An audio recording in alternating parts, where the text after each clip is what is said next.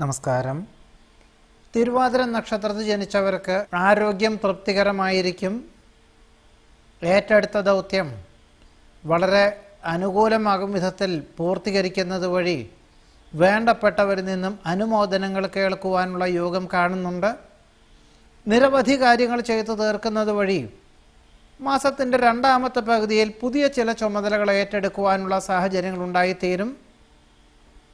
ഏറെക്കുറെ പൂർത്തിയാക്കിയ ഗൃഹത്തിൽ ചിങ്ങമാസത്തോടുകൂടിയോ അഥവാ തുലാമാസത്തോടുകൂടിയോ ഗൃഹപ്രവേശന കർമ്മം നിർവഹിക്കുവാനുള്ള ദ്രുതഗതിയിലാക്കുവാനുള്ള വേണ്ട ഏർപ്പാടുകളൊക്കെ ചെയ്യുവാനും അതിനുവേണ്ടി വേണ്ടപ്പെട്ടവരെ നിർദ്ദേശങ്ങൾ നൽകുവാനും യോഗം കാണുന്നുണ്ട്.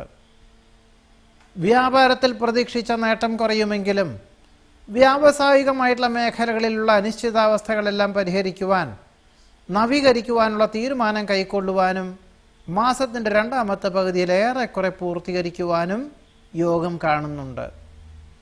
ആഗ്രഹിക്കുന്ന കാര്യങ്ങൾ നിഷ്പ്രയാസം സാധിക്കും. ഭാവനകൾ യാഥാർത്ഥ്യമാകും. സുതാര്യതയുള്ള പ്രവർത്തനങ്ങളിൽ അനുകൂലമായ വിജയം കൈവരിക്കും. കക്ഷി രാഷ്ട്രീയ പ്രവർത്തനങ്ങൾ ഉപേക്ഷിക്കുന്നത് വഴി മാതാപിതാക്കളിൽ നിന്നും അനുമോദനങ്ങൾ കേൾക്കുവാൻ യോഗം കാണുന്നു.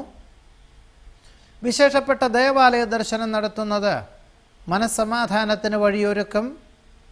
പൊതുവെ ദേഹപരമായിട്ടുള്ള അസ്വാസ്ഥ്യങ്ങളെ കൊണ്ടും ദിനചര്യാക്രമങ്ങളിലുള്ള അപാകതകളെ കൊണ്ടും ആയുർവേദ ചികിത്സാരംഗത്ത് അതിനുവേണ്ടി ശ്രമങ്ങളെല്ലാം ചികിത്സ തുടങ്ങി വയ്ക്കുവാനുള്ള യോഗം കാണുന്നുണ്ട്. തന്മൂലം പൊതുവെ സമാധാനം, സ്വസ്ഥത എന്നിവ എല്ലാ പ്രകാരത്തിലും വന്നു ചേരുവാൻ തിരുവാതിര നക്ഷത്രക്കാർക്ക് ഈ മാസത്തിൽ യോഗം കാണുന്നുണ്ട്.